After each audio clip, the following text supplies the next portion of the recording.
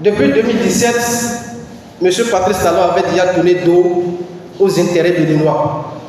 Nous n'avons pas fait énormément attention à sa gouvernance parce qu'il a réussi quelque part à créer une cour de répression, dit-on, d'infraction économique et du terrorisme qui en réalité quelque part s'avérait être une cour qui terrorise les populations. Et parce qu'ayant réussi à créer cette cour qui terrorise quelque part les populations, juste aujourd'hui, on évoque le nom de la criette, tout le monde a peur. On te parle de la criette, quelque part, tu n'as plus envie de donner ton opinion sur la gouvernance de Talon. On est dans un pays où les médias ne parlent plus. La plupart des médias, je ne dirais pas qu'ils sont tous couchés devant M. Patrice Talon, mais la plupart des médias n'ont pas aussi véritablement l'information de ce qui se passe réellement dans le pays.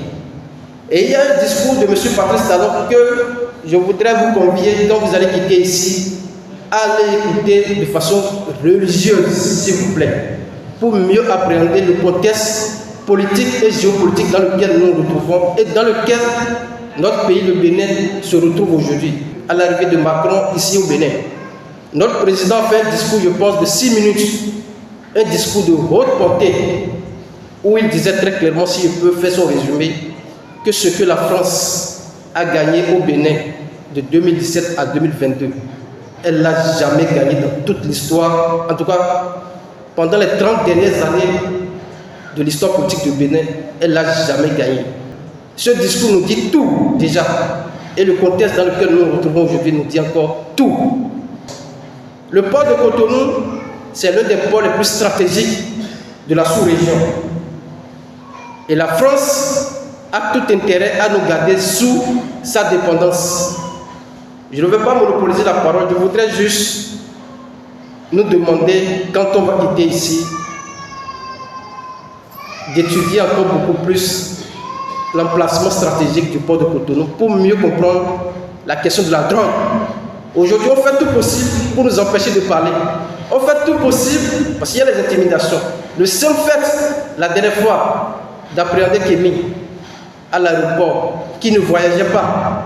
Il était juste allé à l'aéroport. C'est vrai qu'il avait son voyage quelques jours après. Mais il était allé à l'aéroport pour accueillir son frère, Éric Djouti, qui venait, pour qu'il puisse aller à leur voyage.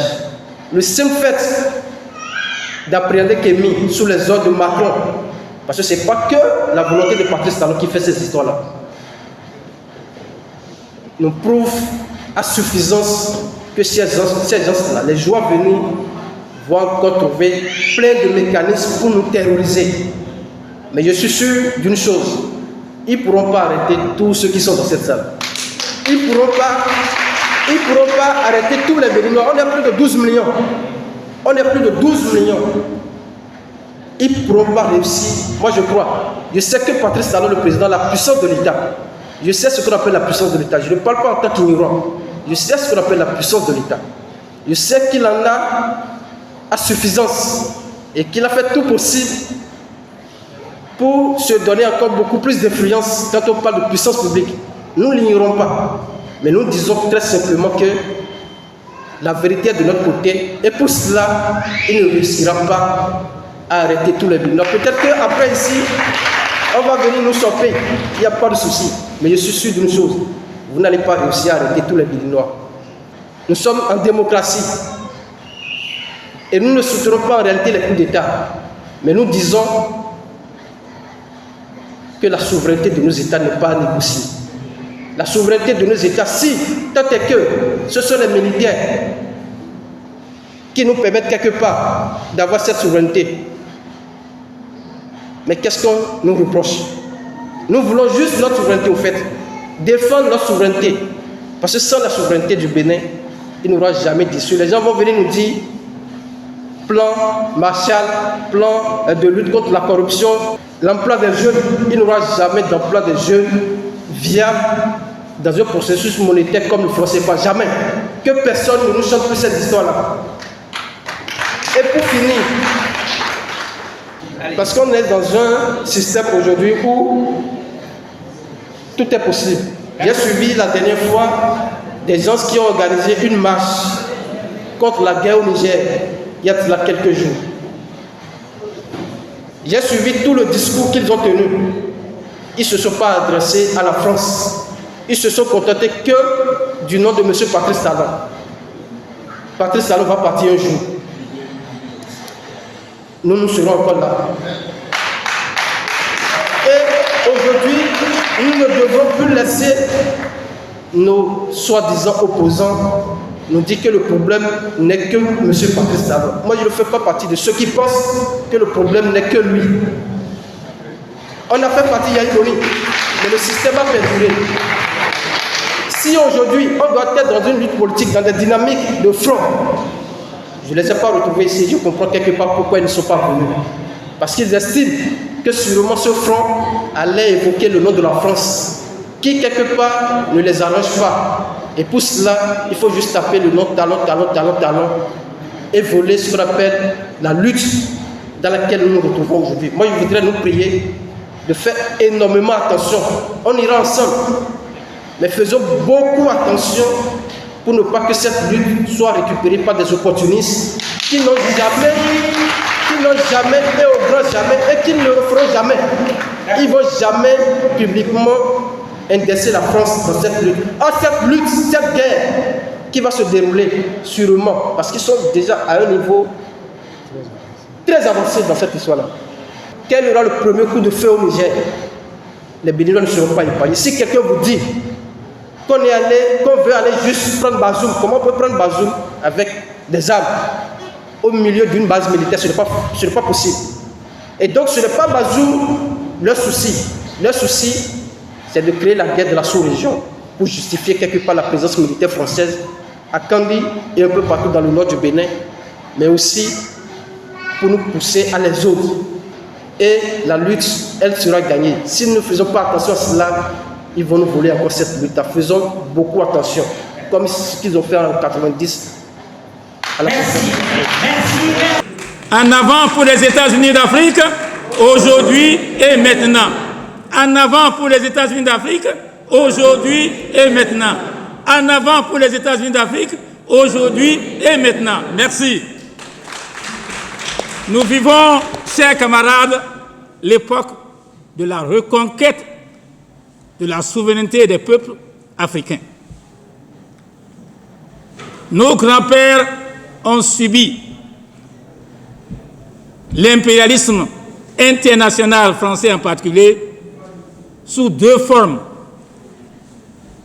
l'esclavage et le colonialisme. Aujourd'hui, nous sommes en train de vivre l'agonie de l'impérialisme international français en particulier. L'agonie. Et lorsque une bête sauvage est en agonie, il devient plus dangereux. Sinon, comment comprendre? On dit à l'ambassadeur français du Niger, au Niger de quitter, il dit qu'il ne quitte pas. Est-ce qu'on peut expliquer mieux que ça l'impérialisme? Tu es chez quelqu'un, en tant qu'ami, il dit va chez toi. Tu dis tu ne vas pas partir. Mais le peuple a eu raison qu'on appelle de cette ténacité ridicule. Un grand éducateur a dit au plan tactique, l'impérialisme est un tigre en acier, mais au plan stratégique, c'est un tigre en papier. Donc les peuples vont toujours vaincre. Donc aujourd'hui, il ne faut pas avoir peur parce que le tigre est en acier. En fait, demain, il sera un tigre en papier. Et c'est sur cette base-là, et dans cette vision, dans cette conviction, que nous devons travailler. Et le front doit nous aider à cela. Aujourd'hui, la naissance du front est une victoire décisive pour notre peuple.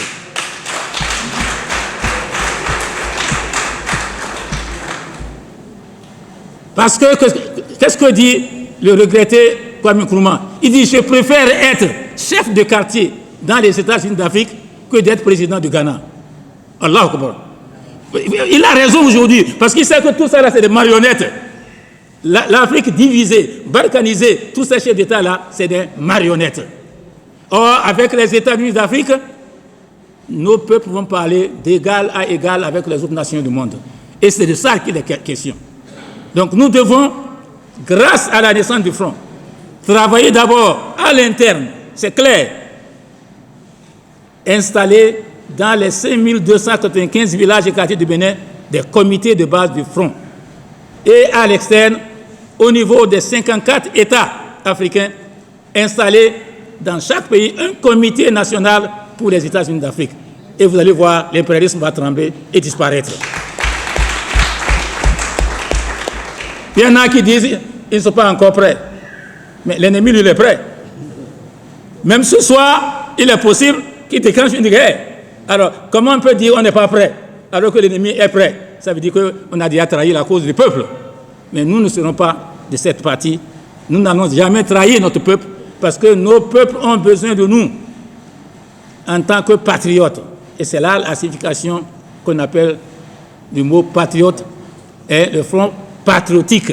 C'est celui-là qui est prêt à consacrer sa vie, à sacrifier sa vie pour les causes qu'on appelle de son pays, de sa nation, de son peuple. Et c'est de cela qu'il s'agit. Nous convions donc tous les jeunes, toutes les femmes et tous les anciens à se lever comme un seul homme pour que, à l'interne déjà, nous réglons la question qu'on appelle du dialogue national, pour la réconciliation nationale, pour repenser. Parce que de quoi il s'agit? Nous lisons ici l'article 3 de notre Constitution. La souveraineté nationale appartient au peuple. Aucune fraction du peuple, aucune communauté, aucune corporation, aucun parti ou association politique, aucune organisation syndicale, ni aucun individu ne peut s'en attribuer l'exercice. Mais qu'est-ce qui se passe aujourd'hui? C'est un individu, non? C'est bien un individu qui annonce la guerre sans consulter son peuple. C'est le minimum, ça.